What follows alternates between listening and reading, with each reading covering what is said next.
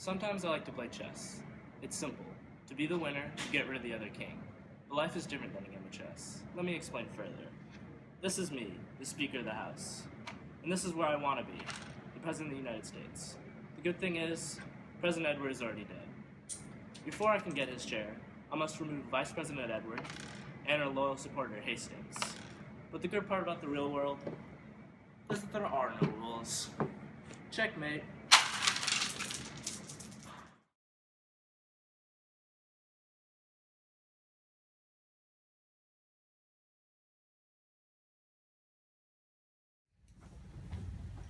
Welcome, Miss Vice President.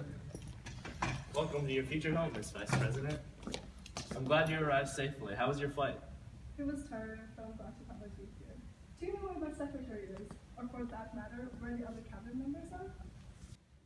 They were too busy. I guess a lot is happening at the White House right now, grieving for the late president and handling the public outcry. I'm so surprised no one else felt it important enough to greet the new president. I'm sure they had plenty of reason to miss. You represent their grief for ill manners, Richard. Anyways, I've set up a reservation for you at the Watergate Hotel, adjacent to the Kennedy complex, for you to stay until you take your oath of office. Buckingham, can you make sure that everything is ready? Of course. The Watergate complex? I'm not sure I like the sound of that, but I do respect President Kennedy's leadership. I hope that my succession to President Edward can be as great as his presidency. If she survives, that is. Oh, here comes my secretary. What is this I hear? You've set up the Vice President to stay in the Watergate Hotel? Do you understand the lack of precaution and safety that this decision was based upon? It's an outrage. Who are you to make decisions like this for the future President of the United States? I guarantee the safety of the Vice President. You have my word on it, Mr. Duke. There's nothing to fear, Miss Vice President. There'll be a police brigade and a motorcade to take you to your hotel. These are dire circumstances. I hope you understand. I do, Speaker Richard. I thank you for all that you have done for me. Let us go, Duke. Secretary Duke could be such a pain. Do you think we should be worried about him?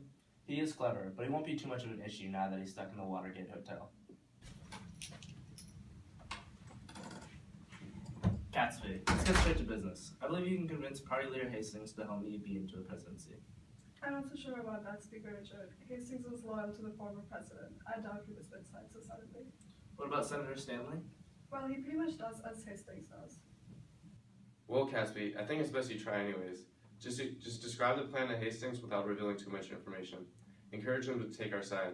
If he's warm to the idea, explain how Richard is a better candidate. But if he's cold, just take his side and drop the conversation. Make sure to give Hastings a warm welcome from me as well. And it'd be wonderful if you could text me how he responds by tomorrow morning. That'll be all. Will do, sir. So what happens if Hastings doesn't respond well? We chop off his head. Do whatever it takes. Don't forget, you'll be my chief of staff when I become president. Of course, sir. Let's grab some dinner, shall we?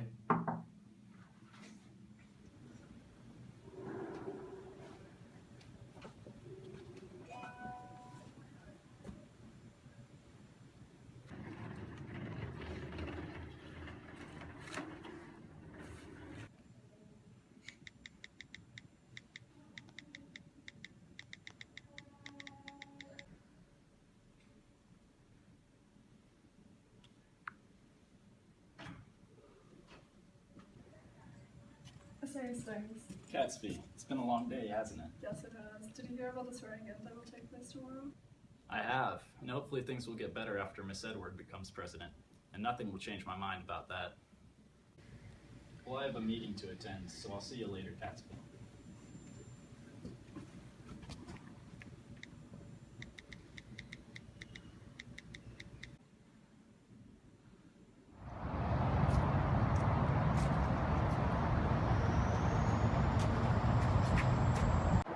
Richard warned you, Gray. I told you not to write that in your stupid blog. Now, we're gonna have to kill you.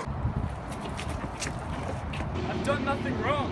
People deserve to know what's happening in their government, but Richard is not the man they think he is. And suffer the consequences. Gentlemen, the reason we're gathered here is to discuss Edward's upcoming inauguration. So let's get started, shall we? Well, the inauguration should be taking place tomorrow, right? The Oval Office can be vacant for long. So you think Miss Edwards should be sworn in tomorrow then? I think that's the best case scenario, but I wonder what Speaker Richard will have to say on this matter. Well, I know Richard very well by now, and I think he'll be very pleased to see Miss Edwards sworn in so soon. Ah, here he comes now. Sorry I'm late, guys. I hope I haven't delayed the meeting too much. No, you're just in time. In fact, Hastings was just speaking on your behalf. Well, he knows me very well by now, right, Mr. Hastings? Anyways, Ratcliffe, can you get me those papers that you've been working on? Sure thing, I'll leave it now. Buckingham, can we speak privately? Oh yeah, of course. Buckingham, I've gotten news that Hastings is very adamantly supporting Miss Edward. I wouldn't be surprised. Edward promised him the vice presidency. Where's the House Speaker? This speaker seems interested. He'll be back momentarily. Doesn't he just look over George today? You can always tell how Richard is feeling just by looking at his face. Today, his face is saying he's not angry with anybody right now. Hastings, tell me, what would you do if some high-ranking officials were giving aid to the Taliban? I would have them arrested for treason immediately. Funny that you should say that, because I have right here some emails showing that some of your colleagues are giving aid to the Taliban. What? There's no way. There's no way? Of course you would deny it, because you are one of these traitors. Ratcliffe, arrest this man immediately.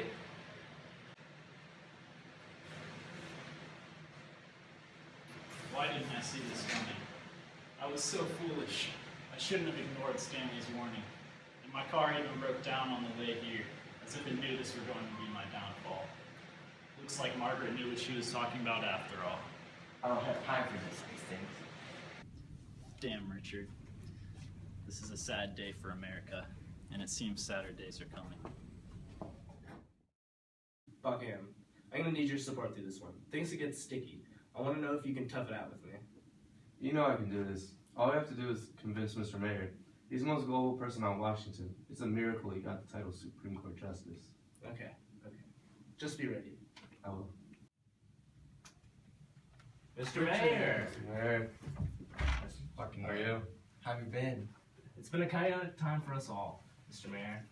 We're just trying to make do. How's the judicial branch dealing with the situation with the president? I mean, we're just trying to do our job, you know. Yeah, man. What are you guys doing? Pull yourself together. Did you know that this Pull is yourself the together. vice Didn't you president? hear? Hastings being taken into custody. He's being tried for treason. What? Treason? Hastings is the most loyal patriotic politician I've seen in years. This doesn't make sense.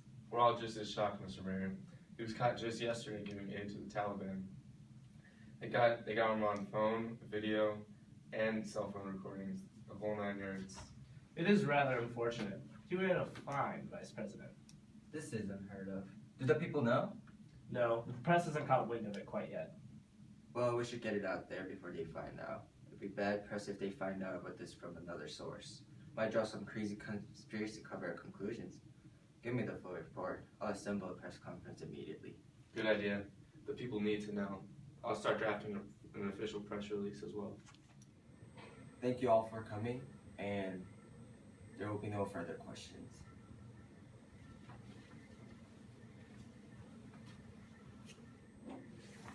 Man, did you hear that? What a bunch of garbage. Yeah, that's crazy, huh? I thought Hastings was such a great man, but apparently not. He still is a great man. That was obviously a cover-up conspired by Richard just to get a little bit closer to the Oval Office. Yeah, that's what I was saying. And the craziest part is, we're fed all this news and we're supposed to just take it without a second thought. And if we go against it, we're tagged as some kind of crazy conspiracy theorist. Man, today's political landscape is going right down the toilet. So the article about President Edward came out. Oh, how are people's reactions? Not too great, sir. Oh, really? Did the article talk about President Edward and his corruption? Yeah, here, I'll pull it up. It starts out talking about all of President Edward's complicated relationships with women, and it goes on to talk about all of his cruelty towards low-income citizens. And then right here, it even talks about your gentleness and all your good policies and good deeds as Speaker of the House. Well, what did the people have to say about it? Well, first, I wrote an anonymous blog post about it, and then there was no reactions at all. So then I got a few professional journalists to write their own take on it with the same material. But then Only a few people commented that they agreed, and most just downvoted it. What? They downvoted the article? Isn't Mr. Mayor and his acquaintances coming soon? Yeah, they're on their way. So I have a plan. So first, you'll leave the building for a little bit, and when you come back, I'll be talking to the mayor and all of his acquaintances about your volunteer work that you've been doing down in South Carolina with the flooding. Yes. Once I arrive, I want you to tell the mayor how humble I am and why I deserve to be president. Once I enter, I'll refuse him a couple times, but I'll ultimately accept. For now, I'll be waiting in my car.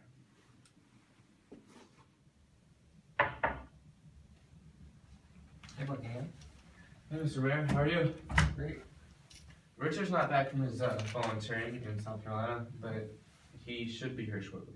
Okay. Oh, here comes Catsby. Mr. Buckingham, the speaker stopped by to talk to the protesters outside the office, so he'll be here at a moment. Okay. Can you remind him that the mayor and a few guests are in the office waiting for him? Will do, sir. Thank you. Well, you see, Mr. Mayor, Richard, he's not like President Edward. He doesn't have any complicated relationships with any women. He doesn't even go out to drink with any of his friends. Instead, as you can see, he's coming back from volunteering in South Carolina. America would be lucky to have him as the president. But what if he refuses to be president?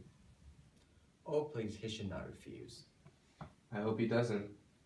Here comes Catsby. Is Richard here? He's confused about why Mr. Mayor and the guests are here. Just tell him we're not trying to cause him any trouble. Richard is way too generous and kind of a man to ignore people's concerns with these protesters. So what's going on, Buckingham? We called you because this country is without a good leader. Oh, I thought I committed something illegal, and you guys called me to address my wrongdoings.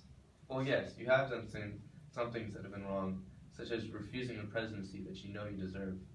This country has been ruined by President Edward's actions, and you're the only one that can get this country back on track. Forgive me, but I must turn you down. I don't deserve to be the president. I'm not fit for the spot. I assure you there are others that are more worthy of the seat. Please, we know that you are humble, but we really need you to lead this country. Not for yourself, but for the people of the United States. Please, Richard, we implore you. Please don't turn us down. Please, I'm unfit for this huge responsibility. Is it because of Vice President Edward? We cannot take her as our new president. If you won't take the offer, we'll just ask another person. Sorry, Buckingham. I hope you're not mad at me.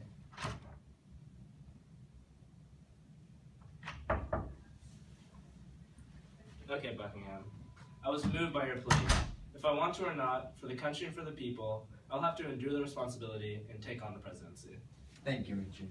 Thank you. I salute our new president, Richard. When would you like your inauguration? Whenever is right. Well, we should start planning it right now. Well, let me go finish my tasks. See you later, Buckingham. Thank you, Mayor. Thank you.